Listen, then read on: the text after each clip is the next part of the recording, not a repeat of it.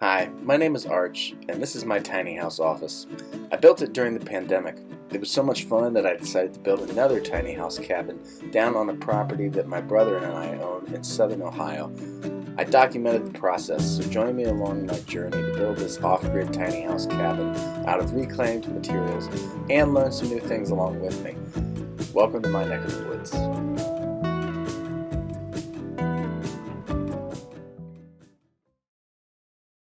Hello and welcome to my neck of the woods. My name is Arch, and today we are going to be working once again on getting materials up to the tiny house and getting the foundation built.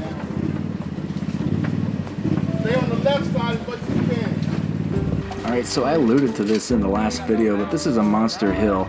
It's about a half mile to get up, but it's pretty steep in many parts, and there are quite a few impediments along the way. So the challenge in getting the materials up the hill is in part pulling this giant trailer behind us. And so as you can see, we would often have to shift the trailer to help get it back onto the trail or help avoid a root or something that was jutting out in the way. Eventually we kind of got into a rhythm though, and you can see us working together to move and shift the trailer as we move up the hill.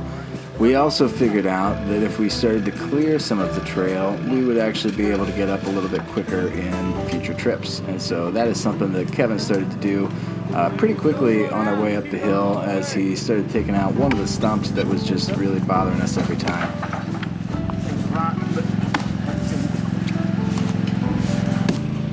So every time we would get close to the top of the hill where we were actually going to have the tiny house, we would run into this one spot where there was a giant tree root sticking out. Pretty much every time we hit it, we would have to come to a complete stop. And at the beginning, what we started doing was unloading materials from the gator and eventually from the trailer to try to lighten the load a bit so that we could get it up the rest of the hill. That worked, but in future trips we figured out we should probably just start with lighter loads to begin with. And so eventually we got a little bit better at that. So finally we made it to the top, and you can see materials that we had unloaded from a previous trip already there. And we basically just created a little lumber yard at the top of the hill that we would be able to use to start building the tiny house. Alright, so we're up at the top of the hill now. We made it, and we've got about 2 trips up here so far. So we've gotten 2 loads of lumber, and we're scouting out exactly where we want the location to go. So Simeon was pointing out if we have a window facing that way, we'll get the northern light coming in. We got another window that would go this way towards the river, and then door maybe opening out this way right onto the trail. So I like the spot, and I think that we could tie into this tree over here so that we can have a little bit of a less movable foundation. But it's been, you know, a challenge so far getting everything up here, and if we just get everything up, I'll feel great. And if we actually maybe get the foundation put down and stuff, that'll be even better. So we'll see how far we get. So this is the first view of the actual location where the tiny house is going to go. It's right behind where Simeon is kind of sorting this wood here, and that's where we're going to be building the cabin. So that's where we're going to actually start to put the foundation here next. This thing, like, if we're just going to do the yard, you know, if we're under the foundation, he's saying come here, okay, as your front door. Okay. Yeah, that can work. I think I still want this way with your other window. So you put cinder block down on this edge, down this way wherever you find the anchor, going that way from this tree.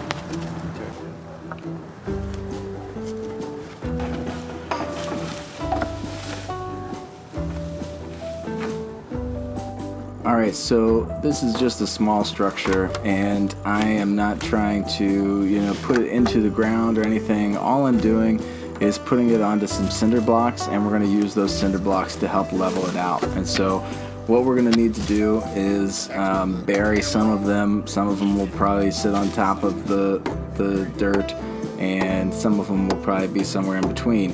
But we're just trying to get it level so that we actually have a good foundation to build it on.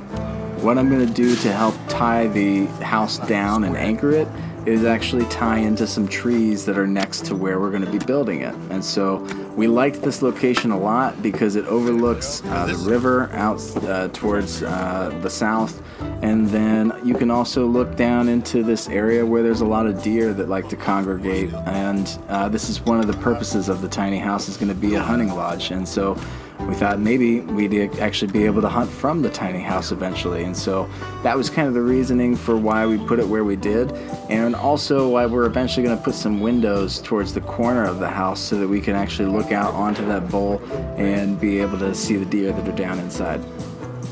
So we kind of started off by just roughly laying out where it was going to go. We put the wood down that we were going to be using for the foundation so that we could see about how far apart everything needed to be.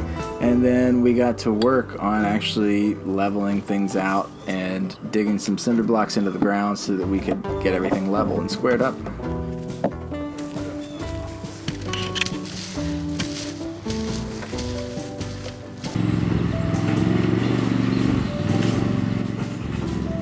Now, of course, while we were working on trying to get the house leveled up, Kevin and Zach were actually working on getting more materials. And this time, like I mentioned, we put less stuff into the trailer, and I'm proud to say that each load took less time than the one before it. They got the, it looks like they've almost got it up the hill, so we've discovered lighter loads are key. And yeah, we're just bringing stuff up as we need it, so kind of a little just-in-time kind of a thing going on, so yeah. It's going well.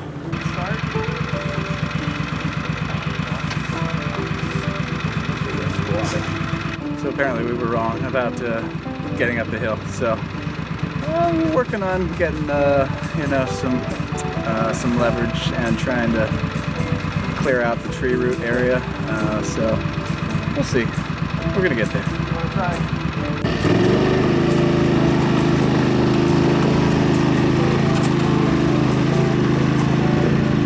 Jump box last night? Last night, yeah.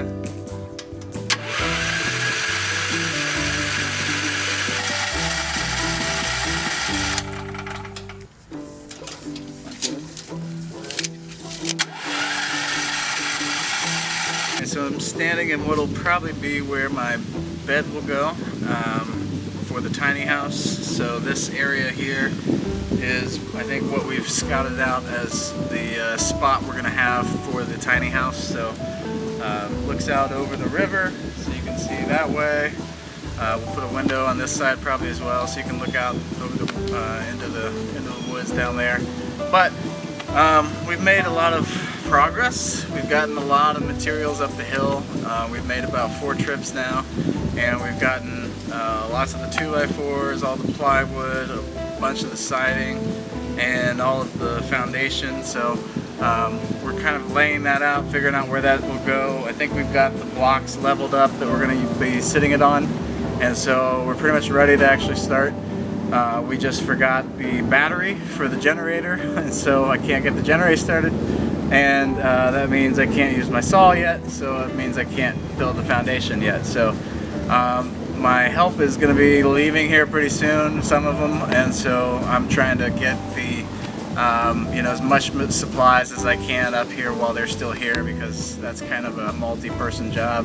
I know this part, if I have to, I can do it by myself, but it's always nice to have more people around to help out, so especially getting all these supplies up here. So we're making progress. I think things are moving along, they're progressing. Now we'll just hopefully actually have everything up here that we need in order to start building, so we'll do that here soon.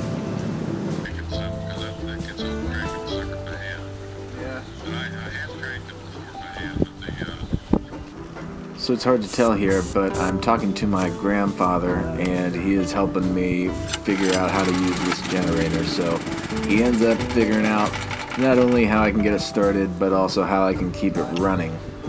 So what had happened was, apparently the generator must be level.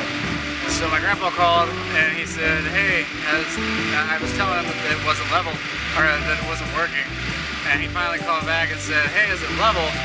I said, no, I put some bricks underneath it and it's level now, and now it's running. So we can get to work, which is exciting. Alright, so for making cuts, I really just like to use the speed square. both to measure and also to help guide the skill saw. So I find it useful, and that's typically how I do most of my cuts.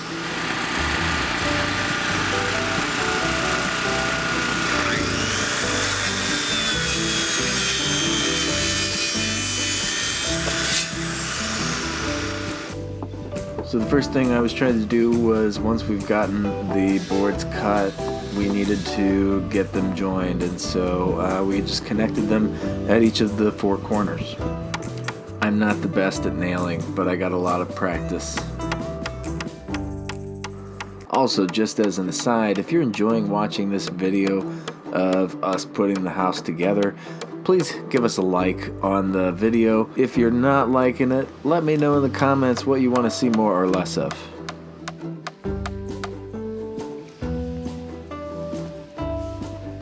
From this view with the river in the background and the trees behind me, you can see why we chose this spot. It's a pretty great location.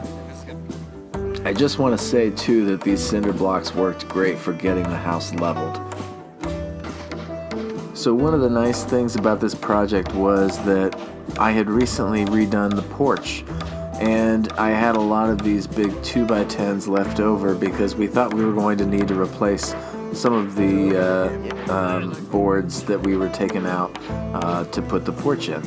But turned out we didn't need as many of them, and so I had them lying around already. So they became the new foundation. As I've mentioned in previous videos, this build is mostly out of reclaimed materials, but some of the only few newer materials we were working with were the flooring and the plywood boards. So what we did was we measured the 8x8 foundation, and we figured out the center point so that we could put a 2x10 right in the middle, and then 2 on either side of that.